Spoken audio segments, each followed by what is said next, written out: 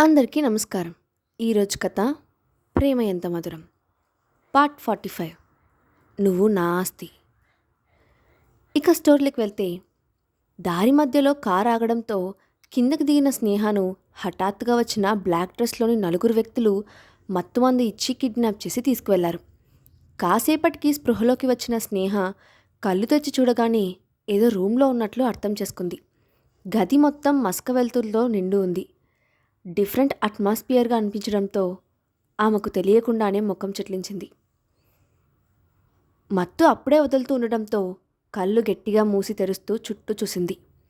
చుట్టూ ఎవరో కొంతమంది బ్లాక్ డ్రెస్లో ఉన్న వ్యక్తులతో పాటు ఎదురుగా ఎవరో ఒక వ్యక్తి సోఫాలో కూర్చొని ఉన్నాడు. అతని సోఫా వెనుక ఒక అసిస్టెంట్ కూడా నిలబడి ఉన్నాడు. సోఫాలో కూర్చున్న వ్యక్తి చూడ్డానికి చాలా అందంగా ఉన్నాడు. కానీ అతని చూపులు మాత్రం భయంకరంగా ఉన్నాయి. అతని చేతివేళ్ల మధ్యలో వెలిగించిన సిగర్ ఉండడం వల్ల ఆ గది మొత్తం ఆ సిగర్ స్మెల్తో చుట్టుముట్టింది.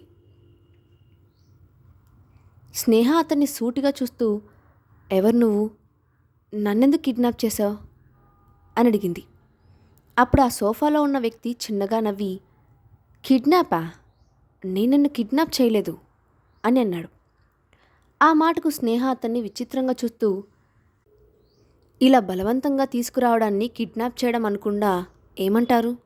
అయినా నువ్వు నన్నెందుకు తీసుకొచ్చావో ముందు ఆ విషయం చెప్పు అని అడిగింది. ఆమె ధైర్యాన్ని చూసి ఆ వ్యక్తి లోపల మెచ్చుకుంటూ, నువ్వు ఎలా వచ్చినా సరే ఇక్కడి నుంచి తిరిగి వెళ్ళలేవని మాత్రం తెలుసుకో అని అన్నాడు. ఆ మాటకు స్నేహ అతన్ని అయోమయంగా చూసి, నువ్వు నన్ను బంధించావు కాబట్టి నువ్వు చెప్పినట్లు నేను వింటానని అనుకుంటే అది నీ భ్రమ. మర్యాదగా నన్ను వదిలే అంటూ కట్టి ఉన్న తన చేతుల్ని విప్పుకోవడానికి గింజుకోవడం మొదలుపెట్టింది. స్నేహ బెదిరింపులు విని అతను పెద్ద జోక్ విన్నట్లుగా నవ్వాడు. చూడు, నేను నీకు ముందే చెప్పాను, నువ్వు మర్యాదగా నా మాట విని సైలెంట్గా ఉండు. అలా అయితే నీకు ఎలాంటి సమస్య రాదు. నువ్వు ఇలా గొడవ చేసి అనవసరంగా ఇబ్బందుల్లో పడద్దు. అసలే నేను నిన్ను చాలా డబ్బు పోసి కొన్నాను అని అన్నాడు. ఆ మాట వినగానే స్నేహ కళ్ళు ఆశ్చర్యంతో ముడుచుకున్నాయి.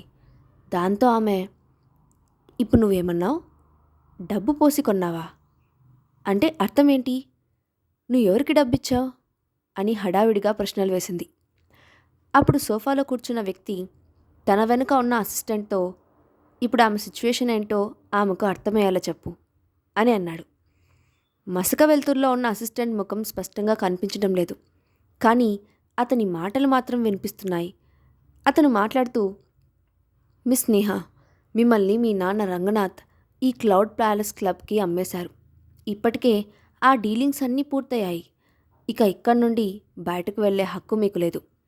ఈరోజు నుంచి మీరు ఈ క్లౌడ్ హౌస్కి సంబంధించిన ఆస్తి అని చెప్పాడు. ఆ మాట వినగానే స్నేహ నమ్మలేనట్లుగా చూసింది. షాక్తో ఆమె కళ్ళు పెద్దవయ్యాయి.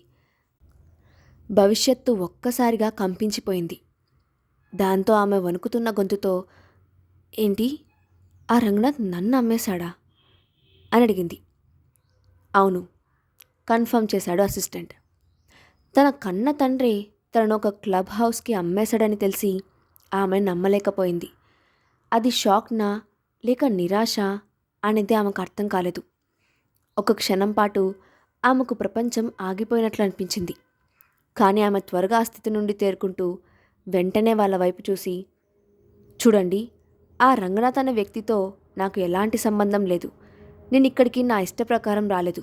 మీరు నాకు డబ్బులు ఇవ్వలేదు. కాబట్టి నాపై మీకు ఎలాంటి హక్కు లేదు. మీరు నన్ను వదిలేయండి అని అంది.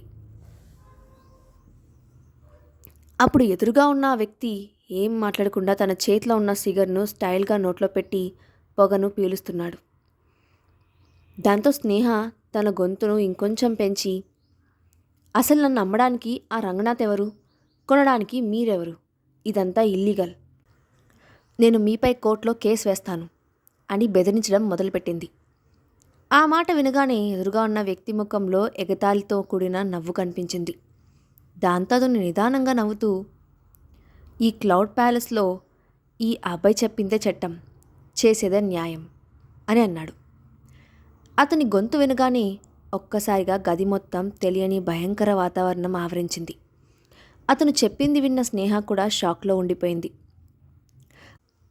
ఆ తర్వాత నెమ్మదిగా ఈ క్లౌడ్ హౌస్, అభయ్ అనే పేరు ఎక్కడో విన్నాను అనుకుంది. అప్పుడే ఆమెకు అసలు పరిస్థితి అర్థమవుతుంది. తాను ఒక ప్రమాదకరమైన పరిస్థితుల్లో చిక్కుకున్నానని, అక్కడి నుంచి అంత సులభంగా బయటకు వెళ్ళే అవకాశం లేదని అర్థం చేసుకుంది. ఒక్కసారిగా ఆమె గుండెల్లో భయం మొదలైంది. వేద కంపెనీలోని కాన్ఫరెన్స్ హాల్లో ఉన్నాడు అక్షయ్. సాయంత్రం 6 గంటలవుతోంది. అయినా అర్జెంట్ మీటింగ్ కావడంతో బోర్డ్ ఆఫ్ డైరెక్టర్స్ అందరూ అక్కడే ఉన్నారు. మీటింగ్ సీరియస్గా జరుగుతోంది. సరిగ్గా అదే సమయంలో ఇంటి నుండి కాల్ రావడంతో అక్షయ్ స్క్రీన్ వైపు చూసి ఫోన్ కట్ చేసి మీటింగ్ కంటిన్యూ చేశాడు. కానీ ఫోన్ మళ్ళీ రావడం మొదలైంది. దాంతో అతను అనుమానంగా ఒకసారి కట్ చేస్తే బిజీగా ఉన్నానని అర్థం చేసుకొని మళ్ళీ డిస్టర్బ్ చేయడానికి ఎవరూ ధైర్యం చేయరు. అలాంటిది మళ్ళీ ఎందుకు కాల్ చేస్తున్నారు అనుకుంటూ వెంటనే కాల్ లిఫ్ట్ చేశాడు. ఫోన్లో అటువైపు నుంచి అన్నపూర్ణమ్మ మాట్లాడింది.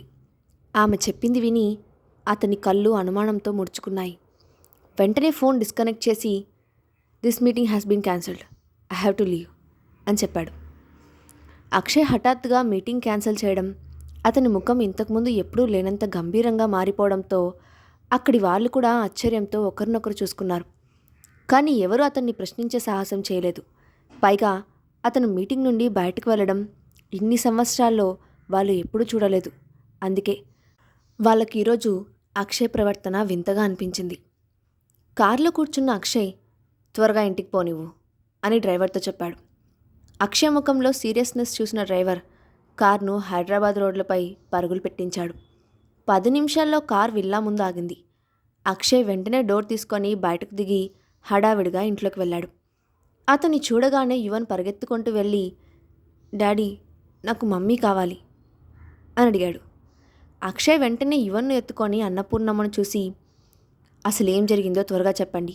స్నేహ ఎలా మాయమైంది" అని అడిగాడు. అప్పుడు అన్నపూర్ణ టెన్షన్ పడుతూ, "సార్, స్నేహ మేడం సాయంత్రం 4 గంటల వరకు ఇంట్లోనే ఉన్నారు. ఆ తర్వాత యువన్ బాబును స్కూల్ నుంచి తీసుకొస్తానని చెప్పి ఇక్కడ నుండి బయలుదేరి వెళ్ళారు. కానీ ఎంతసేపైనా ఆమె ఇంటికి రాలేదు. మొదట్లో నేను పెద్దగా పట్టించుకోలేదు. యువన్ బాబును తీసుకొని బయటకు ఎక్కడైనా వెళ్ళుంటారని, కాసేపట్లో తిరిగి వస్తారని అనుకున్నాను. కానీ అరగంట క్రితం స్కూల్ నుండి ఇంటికి ఫోన్ వచ్చింది, యువన్ బాబు ఇంకా స్కూల్ దగ్గరే ఉన్నాడని. వాళ్ళు చెప్పడంతో నేను కంగారుగా స్కూల్కి వెళ్ళాను. అక్కడికి వెళ్ళిన తర్వాతే స్నేహ మేడం స్కూల్కి కూడా వెళ్ళలేదని తెలిసింది. అప్పుడే ఏదో తప్పు జరిగిందని అర్థమైంది. నేను వెంటనే మేడంకి కాల్ చేసి కాంటాక్ట్ చేయడానికి ట్రై చేశాను. కానీ ఆమె ఫోన్ కూడా కలవలేదు. అందుకే ఇంటికి రాగానే మీకు ఫోన్ చేశాను" అని చెప్పింది. విషయం తెలుసుకున్న అక్షయ్ తన చేతిలో ఉన్న యువన్ను అన్నపూర్ణకిచ్చి వెంటనే అసిస్టెంట్కి కాల్ చేసి విషయం చెప్తూ, "ఏం చేస్తావో తెలియదు. స్నేహ ఎక్కడుందో వెంటనే కనిపెట్టాలి" అని అన్నాడు. "ఓకే సార్" అంటూ హడావిడిగా ఫోన్ పెట్టేసి త్రిపాఠి వెంటనే యాక్షన్లోకి దిగాడు. అక్షయ్ మళ్ళీ స్నేహ నెంబర్కి కాల్ చేసి చూశాడు. కానీ అప్పటికే ఫోన్ స్విచ్ ఆఫ్లో ఉంది. ఇంతలో ఏదో గుర్తొచ్చినట్లు మళ్ళీ త్రిపాఠికి కాల్ చేసి, "స్నేహ తండ్రి రంగనాథ్పై ఒక కన్నేసి ఉంచండి. నాకెందుకో దీనికి అంతటి వెనుక అతనే ఉన్నాడనిపిస్తుంది" అని చెప్పాడు. "ఓకే సార్, ఆల్రెడీ మన వాళ్ళు ఆ పనిలోనే ఉన్నారు" అని చెప్పాడు త్రిపాఠి. "గుడ్" అంటూ ఫోన్ కట్ చేశాడు అక్షయ్. తన తండ్రి ముఖంలో ఆందోళన గమనించిన యువన్ అన్నపూర్ణ దగ్గర నుండి కిందకు దిగి వెళ్ళి అక్షయ్ కాల్ని గట్టిగా కౌగిలించుకొని, "డాడీ, మమ్మీకి ఏం కాదు కదా" అని దిగాలుగా అడిగాడు. యువన్ చాలాసేపటి నుంచి దుఃఖాన్ని అదిమి పెడుతున్నట్లు కనబడుతోంది. అతని కళ్ళు ఎర్రగా మారిపోయాయి. దాంతో అక్షయ్ యువన్ను గుండెలకు హత్తుకుంటూ, "నువ్వు భయపడకు. మీ అమ్మకు ఏం కాదు. ఆమె తప్పకుండా సేఫ్గా ఉంటుంది" అని ధైర్యం చెప్పాడు. అతని మనసులో కూడా, నా భార్యను టచ్ చేసిన వాడు ఎవరైనా సరే వాడికి భూమి మీద బ్రతకడం ఇష్టం లేనట్లుంది అని అనుకున్నాడు.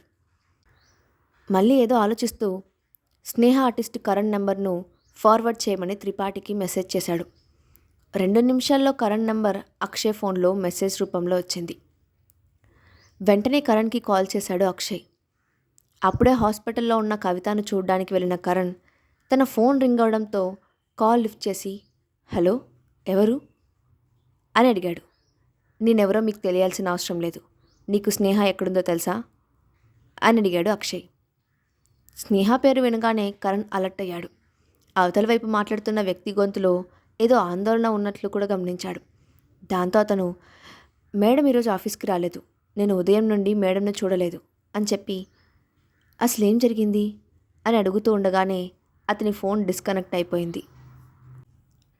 కట్ అయిన ఫోన్ వైపు అనుమానంగా చూసిన కరణ్కి ఏదో తప్పుగా జరిగినట్లు అనిపించడంతో వెంటనే స్నేహ ఫోన్కి కాల్ చేశాడు. ఆమె ఫోన్ స్విచ్ ఆఫ్ అని వచ్చింది. అప్పటికే టైం రాత్రి 8 గంటలవుతోంది. ఇలాంటి టైంలో స్నేహ మేడం ఎక్కడుందో తెలియడం లేదంటే ఏం జరిగి ఉంటుంది అని ఆలోచించడం మొదలుపెట్టాడు.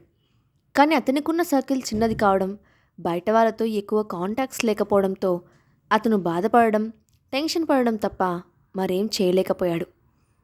అసిస్టెంట్ త్రిపాఠి హడావిడిగా అక్షయ్ విల్లాలోకి అడుగుపెట్టాడు. హాల్లో ఉన్న అక్షయ్ను చూసి వెంటనే అతని చరణ్ దగ్గరికి వెళ్ళి ఏదో గుసగుసగా చెప్పాడు. ఆ మాట వినగానే అక్షయ్ ముఖం కోపంతో ఎర్రగా మారిపోయింది. అది చూసిన అన్నపూర్ణ అక్షయ్ పక్కనే కూర్చున్న యువన్ను తీసుకొని లోపలికి వెళ్ళిపోయింది. అప్పుడు అక్షయ్ కోపంగా, నువ్వు చెప్తుంది నిజమేనా? దాత్రి స్నేహకి ఫోన్ చేసి బయటకు రమ్మని పిలిచిందా అని అడిగాడు. అవును సార్, స్నేహ మేడం రానని చెప్పిన దాత్రి గారు ఎలాగైనా ఈరోజు కలవాలని ఆమెను బలవంత పెట్టారు అని చెప్పాడు త్రిపాఠి. అది విన్న అక్షయ్ వెంటనే లేచి కారులో కూర్చొని దాత్రి ఇంటి అడ్రస్ చెప్పి ఫాస్ట్గా వెళ్ళు అని డ్రైవర్తో చెప్పాడు. పావుగంటలోపే అందమైన బిల్డింగ్ ముందు కారు ఆగింది. కార్ దిగిన అక్షయ్ ఆ ఇంటికి వెళ్ళి డోర్ బెల్ కొట్టాడు. అప్పుడే హాల్లో నుండి తన రూమ్కి వెళ్ళిపోతున్న దాత్రి డోర్ బెల్ సౌండ్ విని వచ్చి డోర్ తీసింది. ఎదురుగా కనిపించిన అక్షయ్ను చూడగానే ఆమె ఆనందంతో ఉబ్బి తబ్బిబ్బవుతూ, అక్షయ్, నువ్వా? ఏంటి బయట నుంచున్నావు? లోపలికి రా అని పిలిచింది. కానీ అక్షయ్ ఆమె ప్రశ్నకు సమాధానం చెప్పకుండా, స్నేహ నీతో ఉందా అని డైరెక్ట్గా అడిగాడు. స్నేహ పేరు వినగానే దాత్రి ముఖంలో నవ్వు క్షణంలో మాయమైపోయింది. దాంతో అతన్ని విచిత్రంగా చూస్తూ, నువ్విప్పుడు ఆమె కోసం ఇంత రాత్రివేళ ఎక్కడికి వచ్చావా అని అడిగింది. అప్పుడు అక్షయ్, చూడు దాత్రి, మనమిద్దరం చిన్నప్పటి నుంచి ఒకరికొకరు తెలుసు కాబట్టి నా గురించి కూడా నీకు బాగా తెలుసు. నేనిప్పుడు మాటలతో టైం వేస్ట్ చేయాలనుకోవడం లేదు.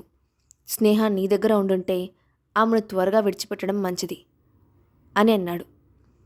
ఆ మాట వినగానే దాత్రి ముఖం తెల్లగా పాలిపోయింది. వెంటనే తల తిరుగుతున్నట్లు డోర్ను గట్టిగా పట్టుకుంది.